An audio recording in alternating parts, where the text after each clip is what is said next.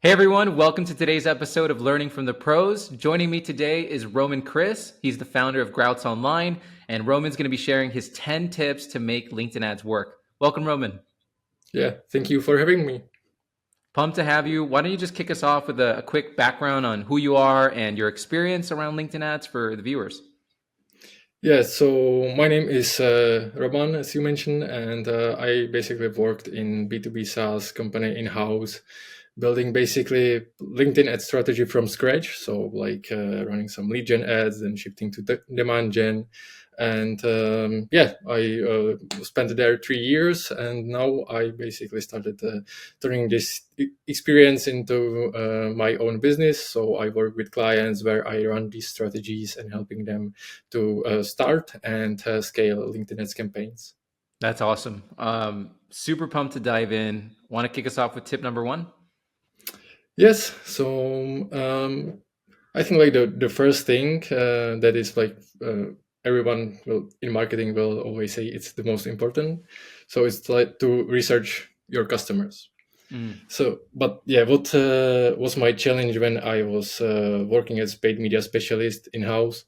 You are not like that easily connected to customers, or like you cannot talk to them directly. So, what I recommend or what you can do is basically take the sales calls. So I think like everyone is recording them nowadays. So look at least like 3 to 5 sales calls, get some recommended from the head of sales, and yeah, see how like the salesperson is presenting the product or how they speak to customer, and then what the customer says. So it gets a good sense of what how the sales process looks like and what the people actually say.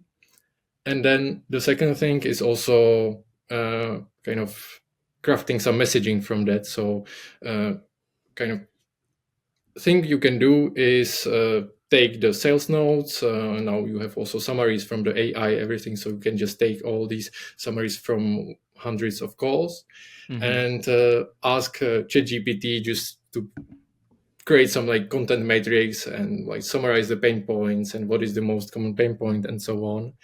So yeah, you just get this summary, you have this content, and also you can use also notes from the salespeople. Also do it with that, but yeah, most of the people are using the AI summaries, and yeah, so that's it, is the first step when you do the research. And then as a next step, you can do basically taking this information, kind of yeah, try to process that. There is a lot of work behind that, and just to validate the information if it is like actually what you think it is, Mm. just create some short form with the top pain points, maybe yeah, like some benefits or something like what you heard from that, from these sales calls, or from what you got from this research. And just create form, ask like to elaborate more on something, to clarify something, and send it like to 3 to 5 salespeople just to give you additional answers. And what I found when I did this, it basically gave me more context, and maybe there were some small nuance that basically changed the context of like the solution that we offer. So that is something what you can find out in some case. Basically uh, you have some solution, you kind of try to push some solution, but maybe it's not what the person actually is the pain point that they want to solve. Yeah. So you basically just want to focus on their pain points, and maybe further down when they start, you will educate them and push them towards the actual solution that you offer. Like for example, if the company I worked in at Easy Generator, where they are creating yeah, the companies were creating e-learning courses with it, and the solution was that the employees will be creating the courses and not the person responsible for the e-learning. So then basically you are pushing that solution that the employees will be creating the e-learning, but you wanted to aim to the pain point of the persona of the e-learning developer, that yeah, we will solve it for you, and we will help you to do it faster, and then maybe later you will push towards this pain point. Got it. That makes perfect sense. So much to unpack here. So just to recap, you mentioned the first place to start is researching your customers, which is sound and timeless advice. You mentioned reviewing those sales calls, like the 3 to 5. And so essentially, you're reviewing the sales calls, those 3 to 5 sales calls. And then from there, you're finding opportunities for messaging from it. Yeah, yeah, And you're taking it a step further and then validating those messaging angles with your sales team. So it's kind of like you have this asynchronous portion to it where you're just reviewing the sales calls and just kind of trying to mine opportunities in terms of yeah, messaging. And then you mentioned a cool tip too around using ChatGPT, where you can take the transcript of those sales call recordings, push it into ChatGPT, and then ChatGPT can run an analysis to basically understand based on like frequency of keyword, what's the biggest clusters that come up, to be able to then say these are the top pain points, these are top benefits. So then you can validate it. I love the last piece around validating the messaging with sales and how you scaled it with an internal form. Can you just unpack that part a little bit? Because I think it's really unique and not a lot of people are talking about that. yeah. So basically, from the research, I will get like 10 ideas or like 10 pain points that I will shortlist. I will see, okay, this is strong. This is like aligned in already what we do or what we hear. And but we have some assumptions. Okay, this is the solution we offer, and this is like what they mean by that. So just creating the form, like just it can be like Google form, just adding like this is the pain point number one, uh, and ask like, can you specify more about like how they mean that, what is exactly the problem they are solving.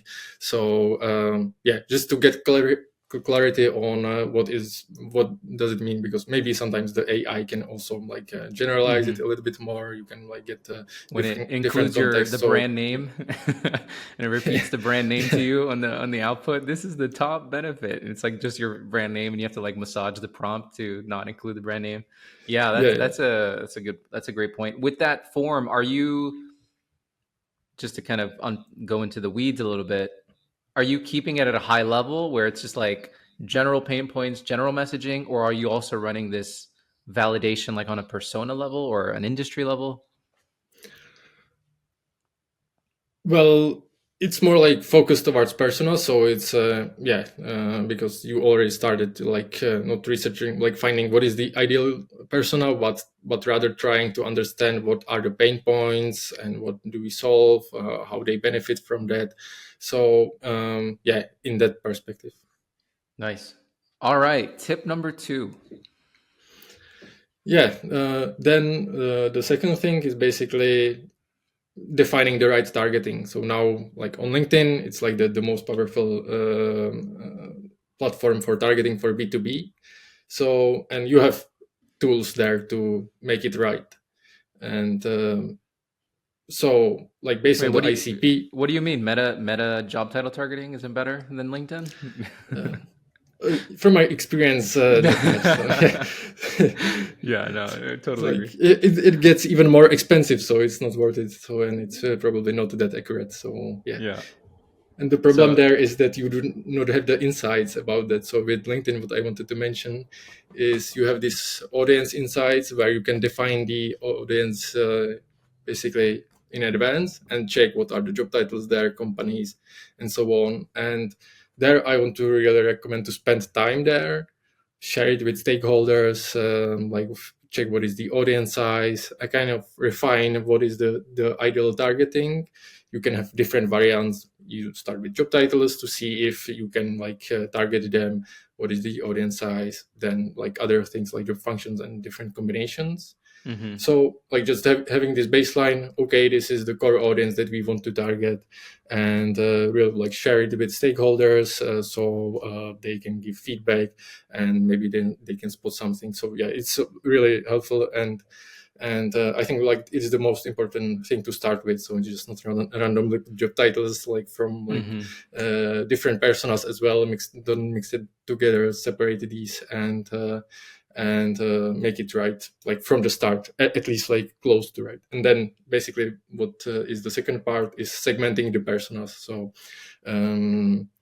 IT is different from compliance, and like just separating these different personas, because they will have probably different performance, and also then you can then tailor down the messaging as well with the campaigns.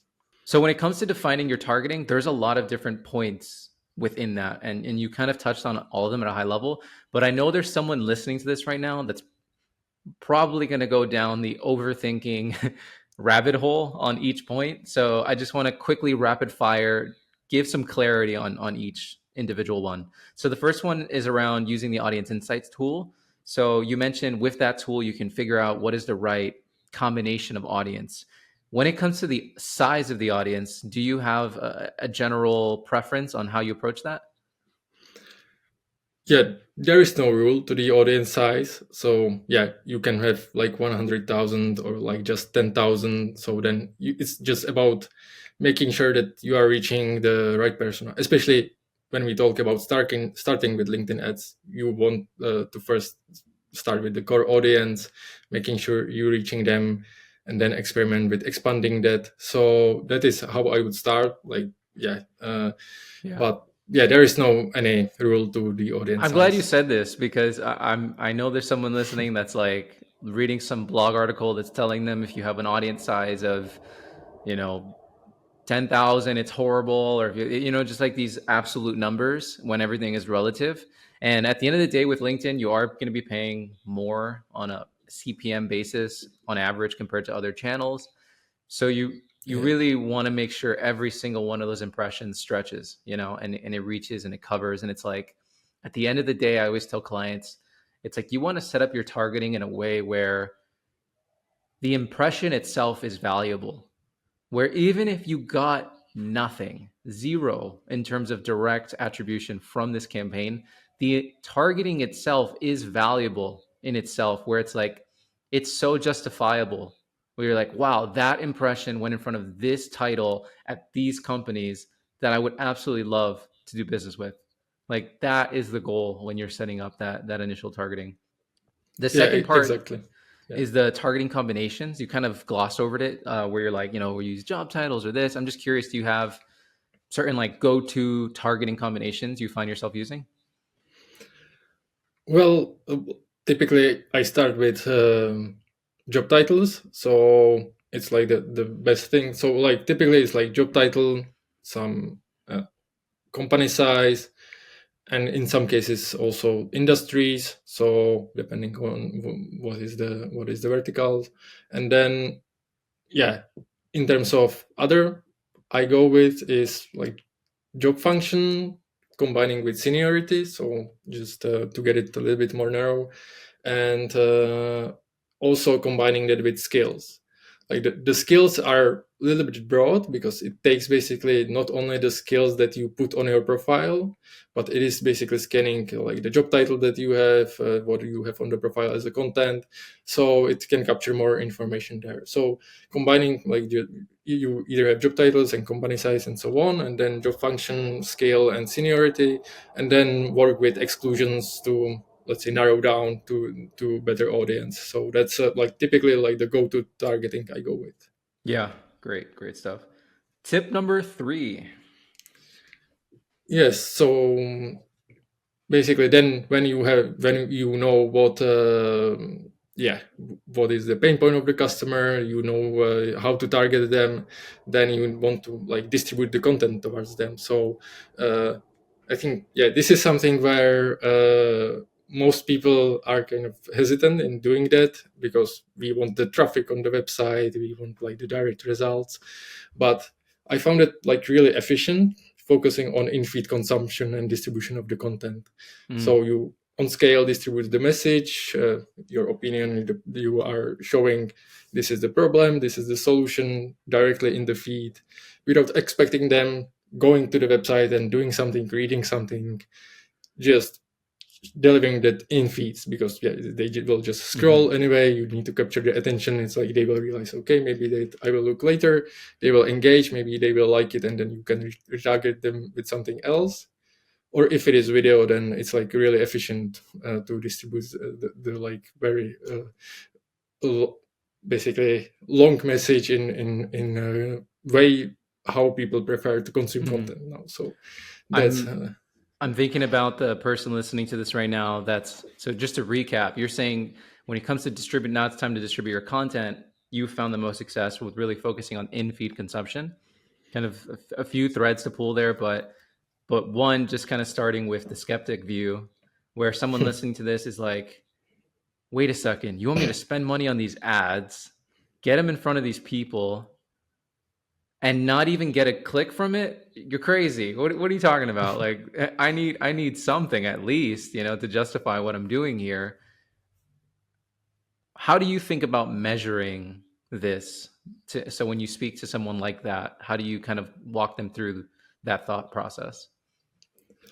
Well, first of all, it's not the only thing you will do, and mostly it is more top of the funnel strategy. So, like, it is you are trying to capture the attention. So it is like to these cold audiences that you defined with this audience insights and like these great job titles and companies that you want to target. So then, like, the first initial thing that you look at is like, is it the campaign running? Do we have impressions? Are we reaching them? You can check with demographics if you are reaching these people, and then like what is the engagement, and if they are watching the video. So if you use video, then you see how much they watch.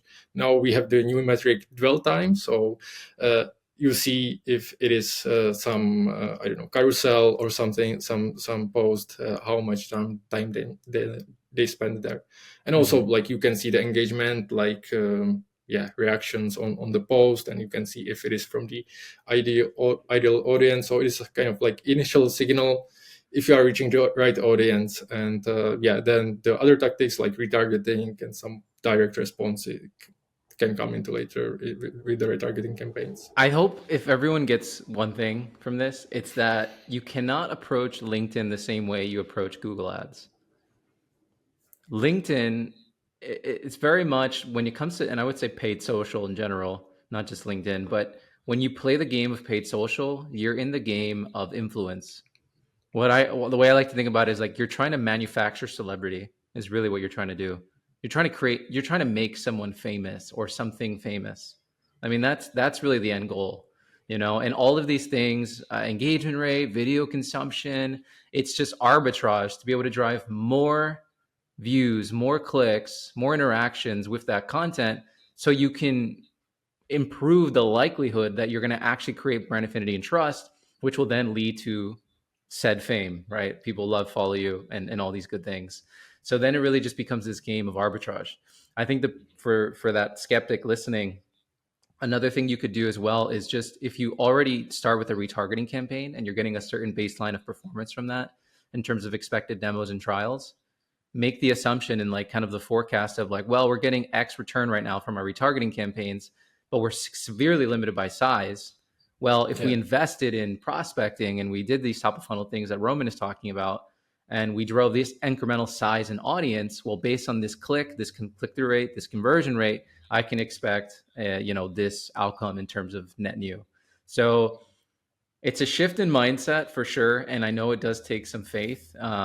But if you do, at the end of the day, LinkedIn is expensive. And by being able to distribute your content with focusing on in-feed consumption, you also get the benefit of using all these other cheaper campaign objectives like brand awareness, engagement, video views, where you're going to be paying dramatically lower CPMs compared to conversion and lead gen. So yeah, I can always, like, I always hear that I have this one CMO in my mind that I always like to make that point of clarification because it's like taking a round peg and trying to smash it into a square hole, like that analogy. It will not fit. And how you approach LinkedIn needs to be different. That is true. And yeah, as you mentioned, like you either start with retargeting and then try to extrapolate. And also with this top of the funnel, you are trying to build the goal is often like the building the retargeting audience that will that engage with you like 30 days ago, 180 days ago, and you then nurture them with other content, and also with these campaigns that are asking for the demo or for trial. Mm-hmm. Yeah, right on. Tip number 4. Yeah, so it is connected to the in-feed distribution and consumption. Basically, what I mentioned before is with video ads. And yeah, I think instead it's in feeds and people do not have to leave, then you can produce like these really like low cost content, like the podcast clips. You see it everywhere. And or what is good also, if you repurpose like webinars that you run, and then also like product demo walkthrough. So it can be like 2-minute video of product demo. And basically, if you will have like 2-minute video and I don't know 100 or like 500 people will watch that, you can see that in the data. Then like it's you did like 500 demos in like short period, and not for high cost. Typically I use this like demo videos already in retargeting, because it's like people know the brand, they engaged, so showing them like what the product does, what is the benefit. So yeah, and then like using that across all the different targeting, like so for in cold layer more educative, more about the pain points. In retargeting, product demos, testimonials. It can be basically if you run some events or you are attending some events, offline events, then leverage it as content opportunity. So if you meet customers there, just ask them to tell something about the product, about their experience. So that is then really like low cost, and you have good social proof, and you can distribute it also cheaper. I love this point because a lot of people listening to this, they almost think of ads separately as they do organic content, or they think of everything in terms of its own silo. And 80% of your success in terms of creating demand with LinkedIn is predicated on content.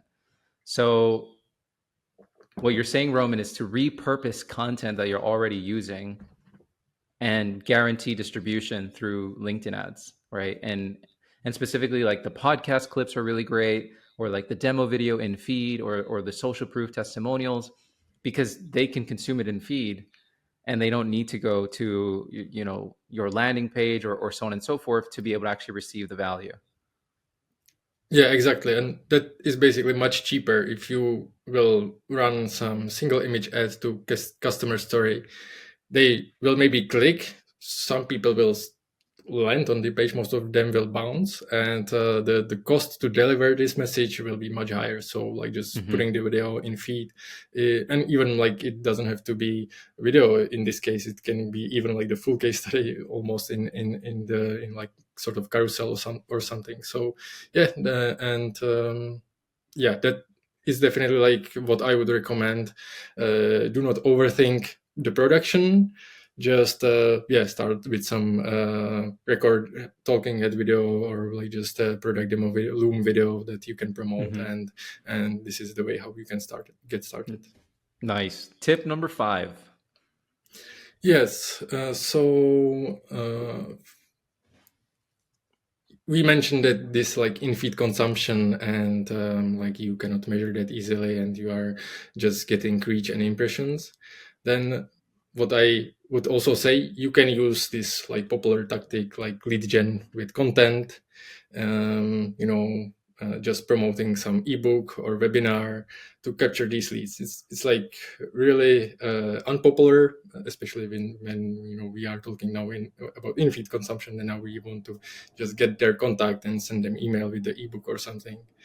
But it is you can have it as a part of your audience, running lead gen campaign with content. And basically you can validate also the audience, so you will at least get some leads for your stakeholders, and your stakeholder, okay, we are getting some leads, and they are relevant. There is obviously not this buying intent, but you can say we are reaching this audience. We see that these people that submitted the form are in this audience, so you validate basically the hypothesis that you define the right targeting. And then you can basically work with them. So obviously, like the sales cycle is long, they are not in market, but you get them in retargeting audiences. Some people use lead scoring, so salespeople reach out to them like after they engage more or something. So yeah, it's like then depends on you, but it can be some additional tactic where you can get first initial results, understand the audience, what the content they are interested in, and then also get them into retargeting. This is such a great tip and point. this is, I almost meant like I'm the way I'm digesting what you're saying, it's like the staircase, and it's a staircase based on a few factors. Number one is like leadership trust and faith in this strategy as a whole. Number two, quality of content, right? Is your content good enough to stand on its own, right? And be ungated?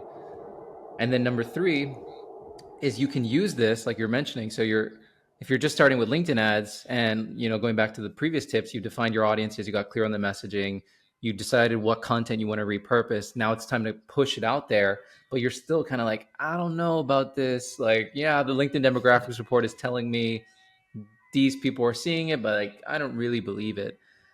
You can use gated content alongside of your ungated content to get opt-ins. And then with that, now you're able to validate job titles and everything else to then say and have the confidence to say, okay, this audience is on point.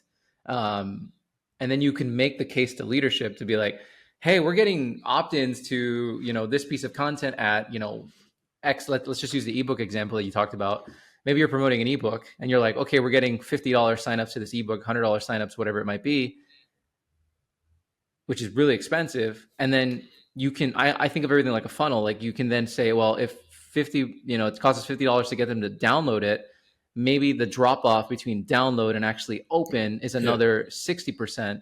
So then if you take the difference between that and you assume, 60% drop off, 40% stay on, then your actual cost per ebook read is, whatever that number might be. They do not open that. Yeah, it just sits in their inbox, right? And then you can make the inverse where it's like, well, if we just take that ebook and we make it a PDF that's open on a document ad, now we've cut dramatic steps in between.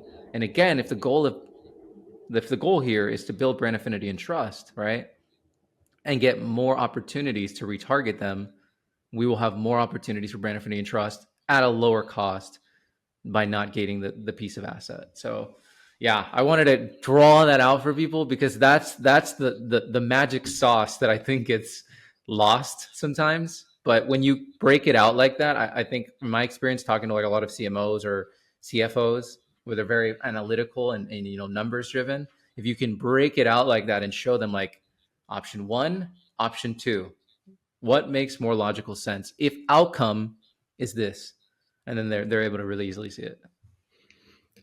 Yeah, that is a good point. Then it makes also a better case for ungating or like going with the in-feed distribution. Mm-hmm. And like vice versa for everyone listening. Like if you, I truly believe the answer is always it depends. Because there are some people where, like I have a client right now where they run webinars, and for their webinars they have a 70% attendance rate. 70%. Yeah. The value of getting somebody on a webinar where they spend 30 minutes, 45 minutes with you, that will build brand affinity and trust faster than anything else, right? Especially when it's a relevant webinar on a timely topic. You can deliver immense value in an experience like that. Way more than you can in an in-feed casual video or an ebook being read or a blog article being read. So this is the other part of it too, is the psychology aspect of like, what are you doing? And then you just have to work backwards and understand the different steps within the process. So in their case, they have a 70% show rate. It's really great, Yeah. So we crush with webinars, and we do webinars all day, every day. And we see real pipeline coming from those webinars. So this is where, if you're listening to this, like there are no silver bullets. Like really just think about it in terms of an experiment, map out your pilot and see what the data tells you. All right. Let's go on to tip number 6. Yeah, maybe it would be also like connected to the tip 5. It's basically, we mentioned now like the lead generation with content, but also do not underestimate that you can also capture the demand with the demo request as signups in the retargeting as well. So yeah, that is second part. So like these direct response tactics. So it's like the lead gen with content, and then also try lead gen with demo requests to see if you can actually convert the audience. This may be how you can start with retargeting. to see if you can convert that, and then try it also with lead gen form when you like kind of simplify the process to capture those leads. And yeah, so that's it's a kind of, yeah, it's not the question if it works, but how to make it work. Mm. And yeah, just it's about like testing the messaging, trying to find the right content, or like the right case study that will lead them to the action. So, and yeah, basically that's what I wanted to mention as well about the lead generation part. So it's not only like about content, but about direct response. Nice. And when Yes. I go to the next step, then it's like the ad creative testing, which is directly connected also a lot with the direct response campaigns, where yeah, you can start with something, but you will not find the right messaging in the beginning, or it's like just showing one product ad will not make it. And the frequency typically on these will be high, so you really need to make sure that you have regular process on like ad creative testing, refreshing them, and making sure that you do not like have a lot of ad fatigue, and at least once a month change the ads, change the messaging, and also, yeah, just get more insights on like what is resonating with this audience, typically like more bottom of the funnel. Yeah, I always say when it comes to capturing demand, it's like the spaghetti phase. You're just throwing a bunch of things at the wall and seeing Yeah, what sticks. So in this case, like whether it's creatives or audience variations, you're trying to see what's the optimal combination that will work. So the tip here is capture demand with retargeting. So kind of just every step is like building on the last one. So now you've got this multi-part system working in tandem right now, right? Where you're casting the net, and then now you're kind of hooking the fish in a way. All right, tip number 7. yeah. So maybe this is how you can actually start. So leveraging these low cost tactics as text, spotlight ads, and follower ads. So with text ads, you barely get clicks. So if you run it with website objective, the lowest cost per click, just $10 a day budget, you won't get any clicks. So you won't spend anything, but you will get impressions. The same with spotlight ads. I think there the click cost per click, the minimum cost per click is higher. So, but yeah, anyway, it doesn't spend that much, and it shows your logo as well. And with follower ads, I would, yeah, these two, like text and spotlight ads, I would run them in retargeting. So like longer audiences, just showing the ads, and then follower ads more in like the code layer to like kind of try to get them in to follow the page and get more insights, like from the organic content that you share.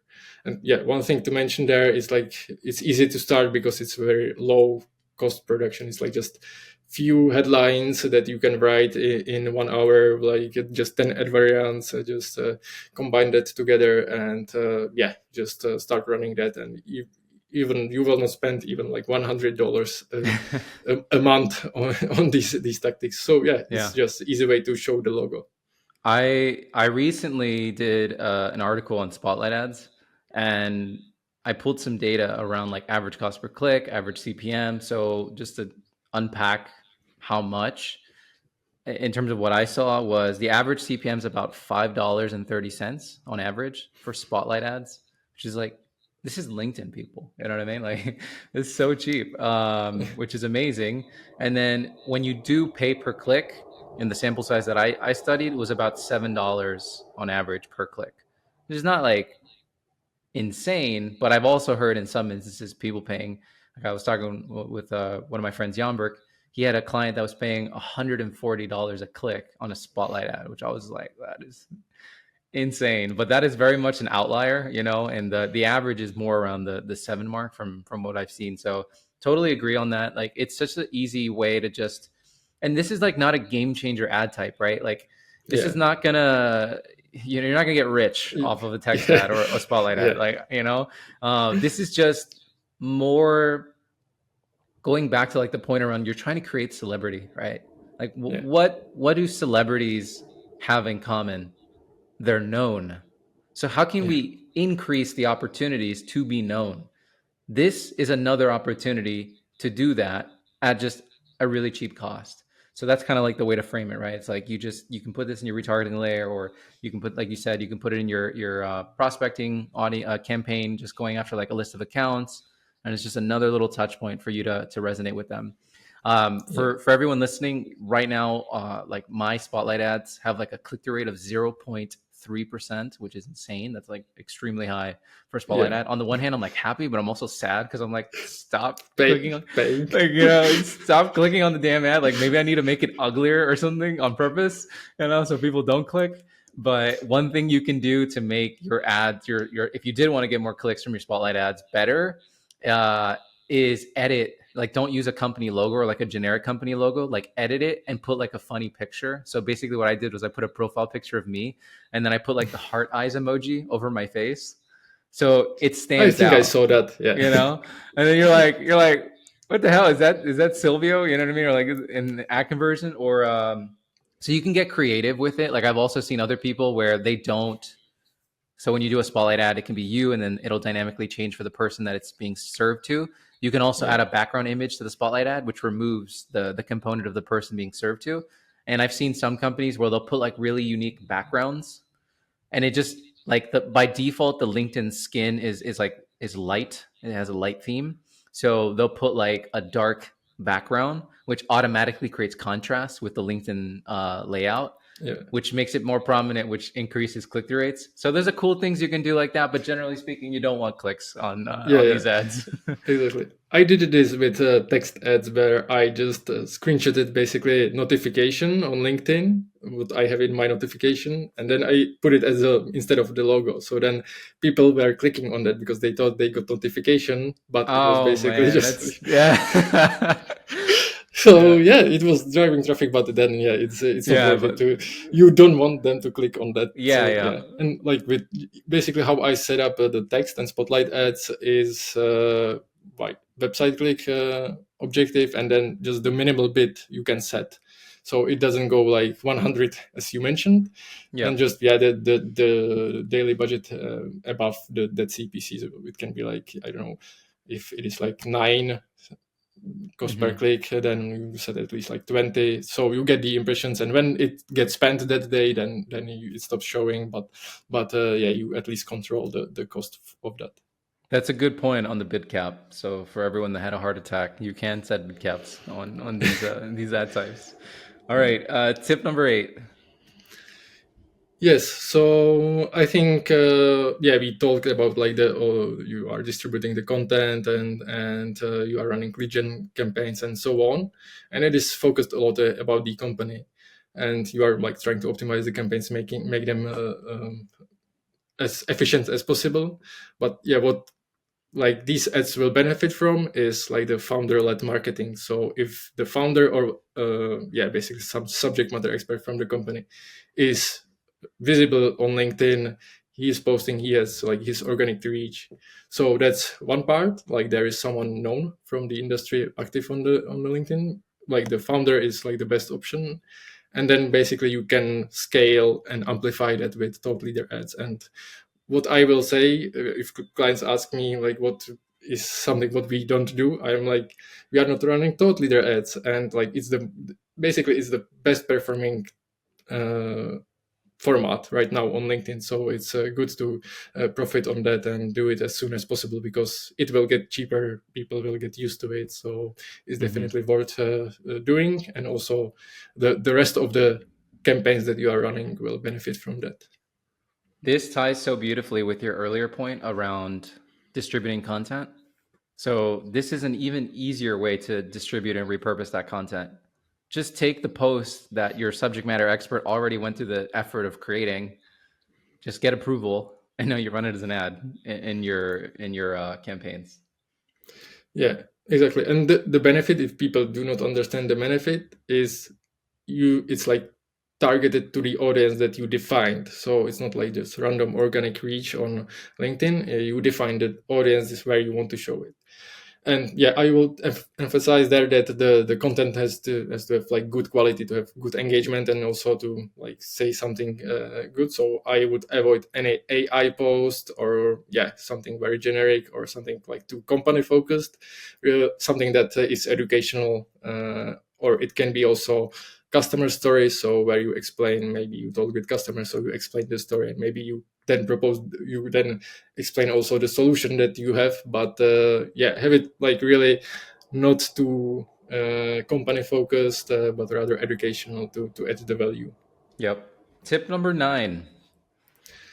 Yeah, so we are coming to the end, and so you launch these campaigns, and yeah, the main thing you want are results.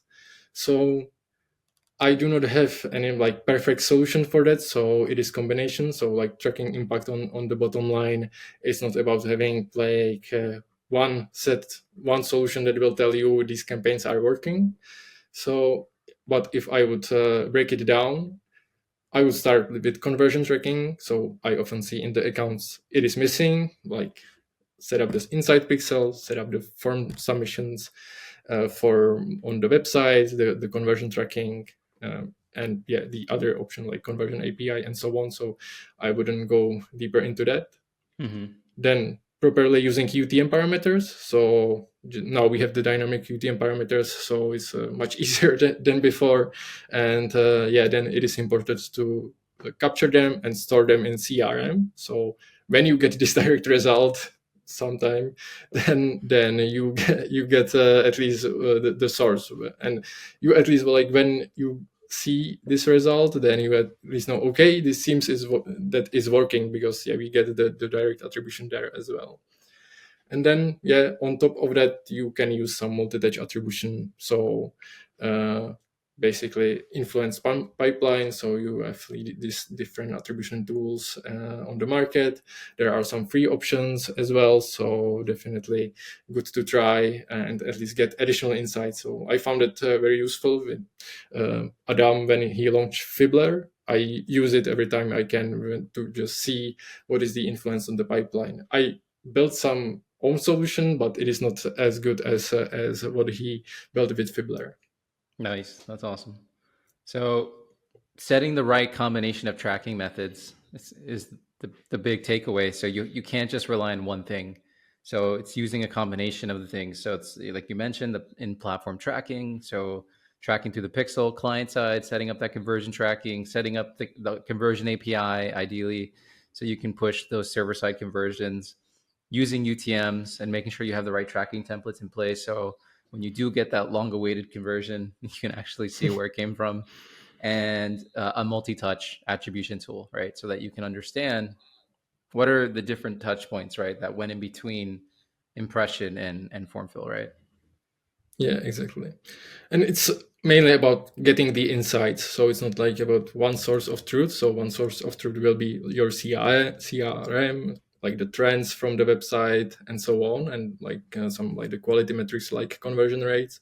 But with this tracking, you try to get the insights and try to look from this different perspective. And maybe you find some good data, but also you can find some bad data. It's like, okay, we spent this many on this company, and so we want to exclude that. So typically like the bigger companies like Apple, Microsoft and so on, they can eat a lot of impressions, so it is something what it can uncover. So good Mm-hmm. to look on like different insights from this different perspective to understand where it's working, or where we shouldn't where we should optimize. Yeah, right on. All right, the 10th and final tip. Yeah, so I think this is the most important thing about LinkedIn. When you start, you need to make commitment. So I always recommend at least 6 month plan. And this is what I did when I basically shifted like from the lead gen tactics to demand gen. Let's say we will do the 6 month campaign, and see what are the signals that we get in that period. So when you define your targeting, you have this great audience. You show that to stakeholders. They know, okay, we will target these people in these companies. That's great. You have the messaging, you have the content, you have the tactics that you will use. obviously you will not do all of them at once. Maybe you will build it step by step, like maybe retargeting, then some video content in cold layer and so on.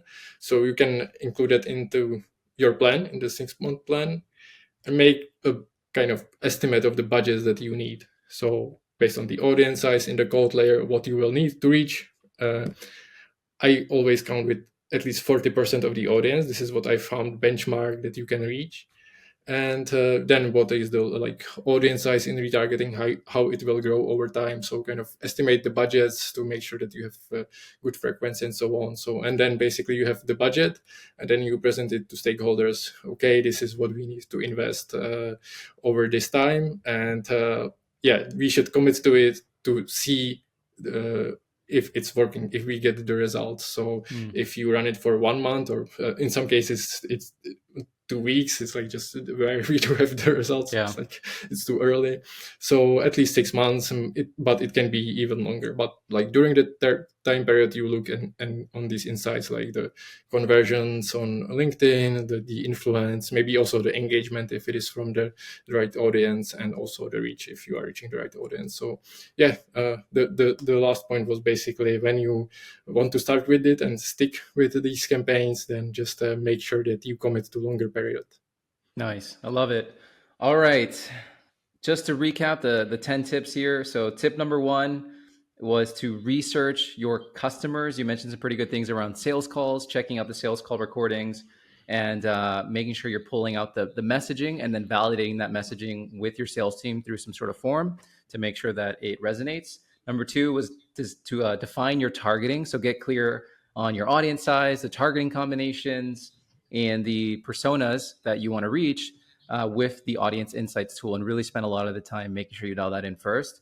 And then number 3 was all around now distributing your content. Now that you're clear on your messaging and your audience, make sure that you distribute that content, ideally in feed content, but you can use a mixture of gated content as well. The next tip was to repurpose your content, tip number 4. So take what you already have and just see if you can repurpose it, whether that's podcasts, clips, on-demand demo videos, filmed through Loom, testimonials, anything at all that you can use to repurpose as low-hanging fruit. And then tip number 5 was to also test content lead gen alongside gated content. And the key point here was you can use lead gen as a mechanism to validate lead quality within a certain audience pool. So then you can make the transition into ungated. Tip number 6 was to capture demand with retargeting, right? We go at the end of the day, we're running ads to grow our businesses, and we want to make sure we're doing that and working off of the good work that we're doing in the previous steps. Tip number 7 is to use text and spotlight ads just for free mindshare and cheap impressions. Tip number 8 is to leverage founder-led or some sort of subject matter expert so that you can take their top engaging educational posts and then reuse it for thought leader ads. Tip number 9 was to get the right combination of tracking together so that you can pull insights from it. So whether that's in-platform tracking, offline conversions, your UTM setup, your multi-touch attribution tool, look at it all holistically to make an informed decision on, are we doing the right thing? Where do we move in? Where do we move out? And make those collective decisions. And then the 10th and final tip was to make a commitment of at least 6 months. And what I kept thinking when you were saying that, Roman, was it is a marathon and not a sprint, and you should treat it as such. Roman, thank you so much for joining. If people want to connect with you, where can they find you? Yeah, thank you for chat. Yeah, they can find me on LinkedIn. So yeah, Roman Krš, and yeah, I'm happy to chat and give advice as well. Awesome. Thank you so much for being on the show, and everyone watching. See you in the next one.